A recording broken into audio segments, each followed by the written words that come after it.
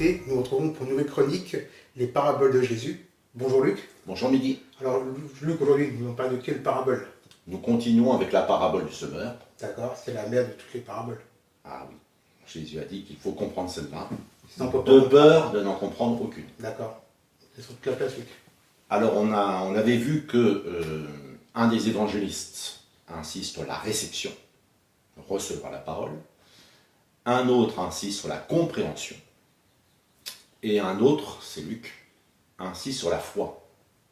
Donc je ne vais pas relire la parabole, tout le monde l'a en tête, mais l'explication que Jésus en donne dans l'évangile de Luc, c'est ceux qui sont le long du chemin, ce sont ceux qui entendent, puis le diable vient et enlève de leur cœur la parole, de peur qu'ils ne croient et soient sauvés. Donc il enlève de leur cœur la parole, de peur qu'ils ne croient. C'est vrai qu'une parole qu'on ne croit pas sur le moment, si elle reste dans son cœur, on pourrait finir par la croire. C'est même ce que veut le Saint-Esprit. Mais le diable, lui, c'est l'inverse. Ce qu'il veut, c'est que surtout, on ne croit pas. Tout à fait. Et l'incrédulité est un amnésique puissant. Et on endort sa propre conscience. La parole glisse comme sur un parapluie. Alors parfois à cause de traumatismes qu'on a eus. Il y a des personnes qui ont fait des mauvaises expériences et qui les rendent allergiques à la foi.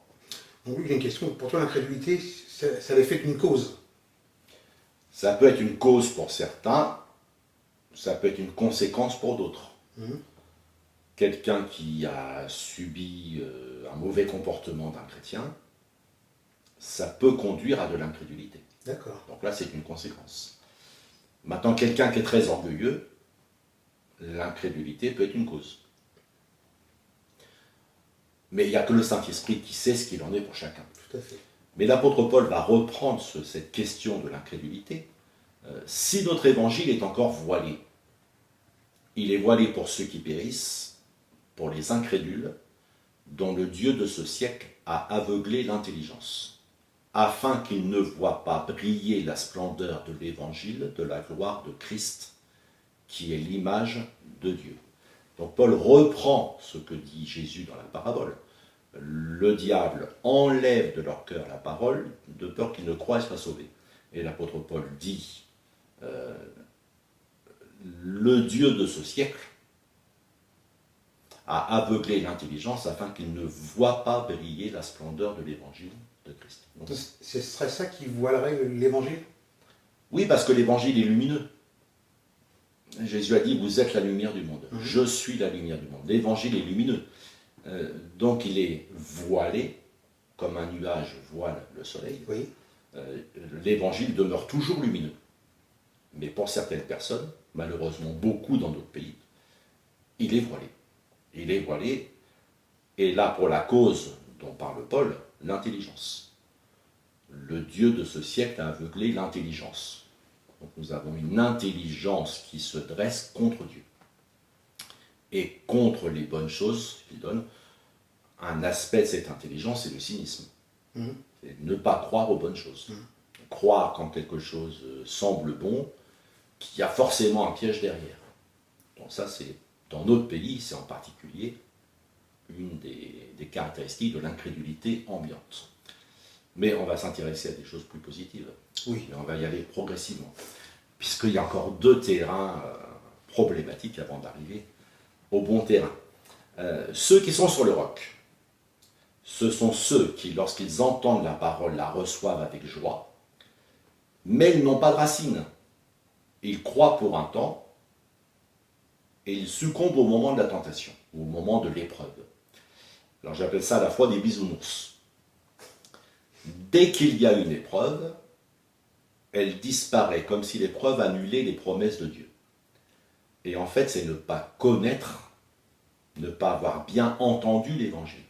Parfois, c'est vrai que les chrétiens ont tendance à mal dire l'évangile. Alors, mal dire l'évangile, c'est faire croire qu'avec Jésus, les problèmes n'existent plus. Or, Jésus n'a jamais dit ça. Il a même dit l'inverse. Le principe de la croix, c'est que certaines personnes, tant qu'elles ne croient pas, tout va bien. Dès qu'elles croient, des obstacles vont se dresser devant elle. Et Jésus ne l'a pas caché. C'est pour ça que j'ai donné 4 références pour bien montrer que c'est vraiment l'évangile. D'abord, le principe de la croix, là c'est un principe de vie. En vérité, je vous le dis, si le grain de blé qui est tombé en terre ne meurt, il reste seul. Mais s'il meurt, il porte beaucoup de fruits. Donc là, Jésus parle de lui-même. Le principe de la croix, il faut qu'il meure sur la croix pour nous donner la vie. C'est le sens de cette parole, de ce que tu viens de citer. Alors là, c'est l'amorce, parce que le sens, c'est plutôt ce qui va suivre là. Puis, ayant appelé la foule avec ses disciples, il leur dit, « Si quelqu'un veut venir après moi, qu'il renonce à lui-même, qu'il se charge de sa croix et qu'il me suive. » Donc Jésus dit bien que venir à lui, c'est renoncer à soi-même. Alors c'est quoi ce renoncer à soi-même? Eh bien, renoncer à soi-même, c'est renoncer à la prétention de diriger sa vie tout seul. C'est renoncer à une certaine direction qu'on donne à notre vie, si Dieu nous en indique une autre. Et puis c'est renoncer à des principes de vie. Par exemple, il y a des personnes qui vont dire tous les week-ends, je me prends une biture. C'est sûr que quand on vient à Jésus, oui, il faut y renoncer. C'est comme si tu disais tous les week-ends je vais en boîte de nuit. Si je viens à Jésus, il faut que j'y renonce. Mais ce n'est pas tellement à des choses, c'est à moi-même. Parce que souvent, on va donner, là je donne un exemple, tu en donnes un autre. Mais Jésus dit bien qu'il renonce à lui-même. C'est-à-dire qu'une chose peut être bonne pour un chrétien et mauvaise pour un autre. Pas dans le sens du bien ou du mal, mais dans le sens de la volonté de Dieu pour l'un n'est pas la volonté de Dieu pour l'autre. C'est vrai. Et c'est là qu'il faut être sensible au Saint-Esprit. Mais comment le Saint-Esprit peut m'indiquer ce que Dieu attend de moi si je ne renonce pas à moi-même? Donc Jésus dit, voilà, c'est un principe. Mais Jésus dit aussi, je vous ai dit ces choses afin que vous ayez la paix en moi. Vous aurez des tribulations dans le monde, mais prenez courage, j'ai vaincu le monde. Donc tout à l'heure on parlait d'une décision, je renonce à moi-même. Ici Jésus dit, l'extérieur va vous poser problème parce que vous croyez en moi. Et c'est vrai que le chrétien est à contre-courant. Parce que le courant majoritaire, c'est d'être sous la puissance du malin, celui qui aveugle l'intelligence de l'humanité depuis le jardin d'Éden. Alors, dès que je crois en Jésus-Christ, il faut que je prenne courage, parce que j'aurai des tribulations. Donc si quelqu'un dit, pour revenir à la foi des bisounours, là, « Ah, c'est pas juste, j'ai cru en Jésus, et maintenant mes voisins ne me parlent plus. » C'est justement ce que dit l'Évangile. Vous aurez des tribulations, vous aurez des persécutions. Et Paul le dit de façon encore plus nette, « Or, tous ceux qui veulent vivre pieusement en Jésus-Christ seront persécutés. » Très plus clair. Donc, si on s'imagine que venir à Jésus-Christ, c'est ne plus avoir de problème, c'est faux. C'est faux. Il y a certains problèmes qui disparaissent. Tout ce qui est lié au péché, tout ce qui est lié à des souffrances, je veux dire, causées par des scandales, causées par des traumatismes, etc., par le non-pardon, ces choses-là vont disparaître. Mais d'autres choses vont apparaître, difficiles, mais Jésus a bien dit, prenez courage, j'ai vaincu le monde. Et on voit dans le livre des Actes que l'apôtre Pierre était tout joyeux d'avoir souffert pour Jésus. On voit Paul et Barnabas qui chantent des cantiques alors qu'ils sont en prison. Donc ces tribulations n'annulent absolument pas l'Évangile. Mais au contraire, elles démontrent la puissance de vie, de paix et de joie qu'il y a dans l'Évangile. Mais comme lui, tu parlais quand tu dis les voisins, mais ça peut être aussi notre propre famille aussi. Ça peut être la famille, ça peut être les collègues. Oui, le travail. Et ça peut être même son époux ou son épouse. Oui. Qui n'accepte pas que l'autre vienne à Jésus-Christ. C'est vrai. Mais l'Église est là aussi pour encourager dans ces cas-là. Bien sûr. Alors Jésus donne un troisième terrain. Ce qui est tombé parmi les épines, ce sont ceux qui, ayant entendu la parole, s'en vont et la laisse étouffer par les soucis, les richesses et les plaisirs de la vie. Et il ne porte pas de fruits qui viennent à maturité. Bon, j'appelle ça la foi gadget, c'est-à-dire c'est la foi qu'on met à côté du reste. C'est-à-dire? On n'a pas renoncé à soi-même. Et comme on n'a pas renoncé à soi-même, c'est un hobby parmi d'autres. Je fais du golf, j'aime passer du bon temps le plus souvent possible. Et en plus, de temps en temps, je vais à l'église. C'est un hobby parmi d'autres. Où je vais souvent à l'église, mais je vais aussi souvent au café faire mon tiercé. Alors, est-ce que c'est religieux ou pas? C'est pas vraiment la question. Jésus ne l'aborde pas sous cet angle-là. D'accord. Il l'aborde pas sous cet angle-là. C'est le fait d'être terrestre. D'accord. Terre à terre.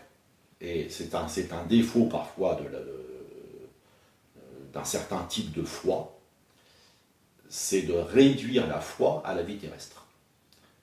Et Jésus a clairement dit, mon royaume n'est pas de ce monde. Donc si son royaume n'est pas de ce monde, quelqu'un qui entend la parole, qui la croit uniquement pour la vie présente, ben, il ne reçoit que même pas 10% de ce que donne la parole. Oui. Puisque l'essentiel de ce que donne la parole, c'est la vie éternelle. Il ne faut jamais l'oublier. Et Paul va le redire dans les Philippiens. Leur fin sera la perdition. Ils ont pour Dieu leur ventre. Ils mettent leur gloire dans ce qui fait leur honte. Ils ne pensent qu'aux choses de la terre. Et il y a une instrumentalisation de la foi qui est de ne penser qu'aux choses de la terre. Je prie pour un meilleur salaire, je prie pour des meilleures études, je prie pour que mes enfants soient beaux, je prie pour que mon pays soit meilleur que les autres pays. Est-ce qu'il y a un sens par rapport à ce qu'il dit le ventre? Ah bah le ventre, oui, c'est le ventre, c'est ne penser qu'à la nourriture. C'est ce que je pense aussi. C'est ce qu'on appelle l'hédonisme. D'accord. L'hédonisme. Le plaisir, il y a un autre verset qui dit « Aimant le plaisir plus que Dieu ». Mais il y a quand même un commencement. L'ennui, c'est que ça avorte. Il ne porte pas de fruits qui viennent à maturité. Alors, bien sûr, il y a les richesses et les plaisirs, mais il y a aussi les soucis. Mais pareil, les soucis de la vie présente. Mon ordinateur ne marche pas. La dernière mise à jour fait que mon smartphone ne décolle plus. Et je ne vais pas endormir de toute la nuit. Oui. Et ça occupe mes pensées. Maintenant, on va arriver au bon terrain. C'est quand même le but. Ceux qui est tombé dans la bonne terre, ce sont ceux qui, ayant entendu la parole avec un cœur honnête et bon, la retiennent et portent du fruit avec persévérance. C'est la foi, fidélité. Un cœur honnête et bon croit toute la parole, il accepte les tribulations, mais surtout, il laisse la parole de Dieu agir dans son cœur pour qu'il ne soit pas stérile ou oisif pour la connaissance de Jésus-Christ. Merci Luc pour toutes ces explications. Merci à vous de nous avoir regardé et écouté. À la semaine prochaine. Que Dieu vous bénisse.